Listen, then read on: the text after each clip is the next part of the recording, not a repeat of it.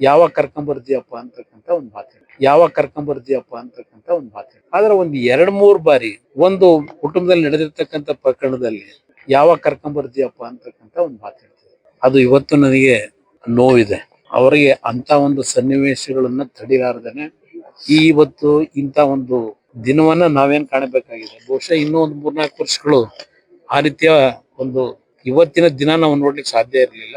ಆದ್ರೆ ಅದನ್ನ ದೇವರು ತೀರ್ಮಾನ ಮಾಡಿರೋದು, ನಾವಲ್ಲ. ಆ ದೇವರ ತೀರ್ಮಾನಕ್ಕೆ ನಾವೆಲ್ಲರೂ ತಲೆ ಬಾಗ್ಲೇಬೇಕು. ಅದನ್ನ ಹೇಳ್ತೇನೆ. ಬಹುಶಃ ಅವ್ರು ಇನ್ನೂ ಬದುಕಿರ್ತಿದ್ರು ನನ್ನ ಅಭಿಪ್ರಾಯ. ಒಂದು ಬಾರಿ ಆಸಿಡ್ನ ಪ್ರಕರಣ ನಂತರ ನಮ್ಮ ಕುಟುಂಬದಲ್ಲಿ ಅವರಿಬ್ಬರು ಏನು ವಯಸ್ಸಾಗಿರ್ತಕ್ಕಂಥವ್ರಿದ್ರು, ಅವರ ಮಾನಸಿಕವಾಗಿ ಯಾತನೆಗೆ ಒಳಗಾಗ್ತಕ್ಕಂಥ ರೀತಿನಲ್ಲಿ ಏನೇನ್ ನಡೀತು ಅಂತಕ್ಕಂಥದ್ದು ಮುಂದಿನ ದಿನಗಳಲ್ಲಿ ಯಾರಾದ್ರೂ ಇತಿಹಾಸ ಬರೆಯೋರು ಹೇಳ್ತಾರೆ. ಅದು ಒಂದು ಭಾಗ. ಅದಕ್ಕೆ ನಾನು ಹೇಳ್ತಾ ಇದ್ದೇನೆ, ನನ್ನ ತಾಯಿ ಇವತ್ತು ನಮ್ಮನ್ನ ಅಗಲಿಕೆ ಕಳೆದ 1.5 ವರ್ಷದ ಹಿಂದೆನೆ ಅವರು ಬೆಡ್ ರಿಡನ್ ಆಗಿದ್ದು.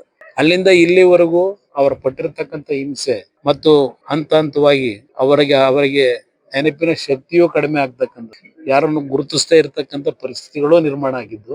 ನನ್ನನ್ನ ಸ್ವಲ್ಪ ಮತ್ತೆ ನಮ್ಮ ಇಬ್ಬರು ತಂಗಿರಿದ್ದಾರೆ, ಅವರನ್ನ ಸ್ವಲ್ಪ ನೆನಪಿನಲ್ಲಿ ಇಟ್ಕೊಂಡಿದ್ರು. ನಾನು ಏನಾದ್ರು ಒಂದು ವಾರದಲ್ಲಿ 2 ದಿನವೋ 3 ದಿನವೋ ಯಾವ್ದಾದ್ರು ಫ್ರೀ ಇದ್ದಾಗ ಹೋದಾಗ, ಒಳ್ಳೆ ಕೆಲಸ ಮಾಡಪ್ಪ, ಯಾವಾಗ ಬಂದೆ, ಡೆಲ್ಲಿ ಹೋಗಿದ್ದ, ಇದು ಮಾತ್ರ ಅವರಲ್ಲೇ ನೆನಪಿನಲ್ಲಿ ಇತ್ತು. ಆ ರೀತಿನಲ್ಲಿ ಒಳ್ಳೆ ಕೆಲಸ ಮಾಡಪ್ಪ ಅಂತಕ್ಕಂಥದ್ದು ಹೇಳೋರು ಅಷ್ಟೇ.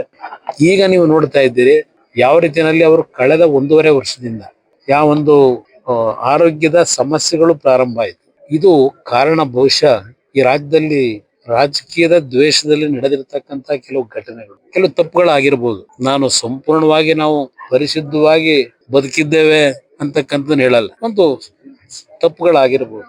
ಆ ತಪ್ಪುಗಳನ್ನ ಇಟ್ಟು ಯಾವ್ಯಾವ ರೀತಿಯಲ್ಲಿ ಏನೇನ್ ನಡೆದಿದೆ ಈ ರಾಜ್ಯದಲ್ಲಿ, ನಮ್ಮ ಕುಟುಂಬವನ್ನ ಸಂಪೂರ್ಣವಾಗಿ ರಾಜ್ಯದ ಜನತೆಯ ಹೃದಯದಿಂದ ಕಿತ್ತೊಗಿಬೇಕು ಅಂತಕ್ಕಂಥದ್ದೇ ಒಂದು ದೃಷ್ಟಿಯಿಂದ ಕೆಲವು ಘಟನೆಗಳು ಈ ರಾಜ್ಯದಲ್ಲಿ ನಡೆದಿದೆ. ಅದನ್ನ ಈ ಸಂದರ್ಭದಲ್ಲಿ ನಾನು ಹೇಳಲಿಕ್ಕೆ ಹೋಗೋದಿಲ್ಲ.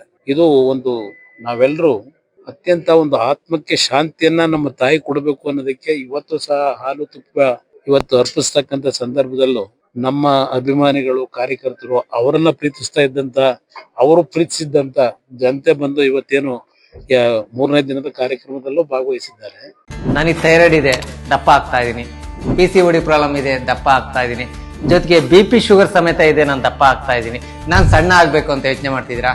BP ಶುಗರ್ ಕಂಟ್ರೋಲ್ ಆಗೋದ್ ಜೊತೆಗೆ ಥೈರಾಯ್ಡ್ ಕಂಟ್ರೋಲ್ ಆಗ್ಬೇಕು, PCODನೂ ನಾರ್ಮಲ್ ಆಗ್ಬೇಕು ಅಂದ್ರೆ ನಮ್ಮ ಜೀನಿಯರ್ ಸ್ಲಿಮ್ ನ ಯೂಸ್ ಮಾಡಿ ಯಾವುದೇ ಸೈಡ್ ಎಫೆಕ್ಟ್ ಇಲ್ದಂಗೆ ಸಣ್ಣನೂ ಆಗ್ತೀರಾ, ಹೆಲ್ತಿಯಾಗೂ ಇರ್ತೀರಾ.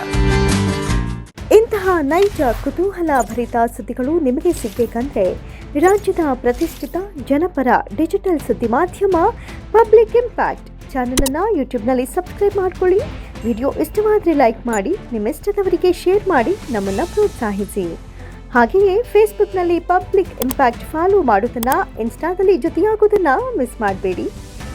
ಜಾಹೀರಾತು ಹಾಗೂ ಬಿಸ್ನೆಸ್ ಪ್ರಮೋಷನ್ಗಾಗಿ ಸಂಪರ್ಕಿಸಿ 9606037450 ಅಥವಾ 9353224116.